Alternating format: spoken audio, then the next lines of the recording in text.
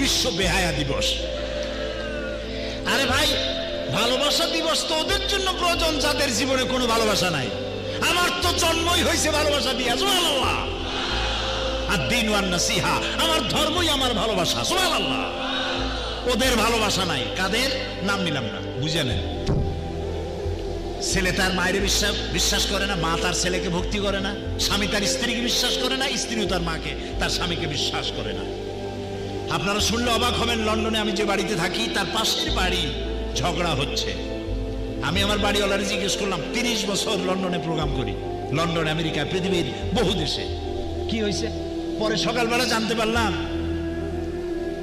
স্ত্রী তার স্বামীকে বলেছে যে আজকে আমার বয়ফ্রেন্ডের সঙ্গে ডেটিং আছে, সে রাত্রে আমার কাছে থাকবে, তুমি পাশের কোনো হোটেলে অথবা কোনো বন্ধুর বাড়ি গিয়ে থাকো।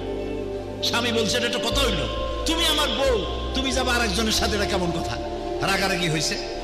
স্ত্রী তখন 999 ডায়াল করেছে। 999 ডায়াল করার অর্থ হলো সত্যা। পুলিশের কাছে চলে গেছে। পুলিশ চলে আসছে। কি হয়েছে এখানে? যে আমি আমার বন্ধু নিয়ে থাকবো, আমার স্বামীকে থাকতে দেবে না, আমার হিউম্যান রাইটসের উপর সে আঘাত করেছে।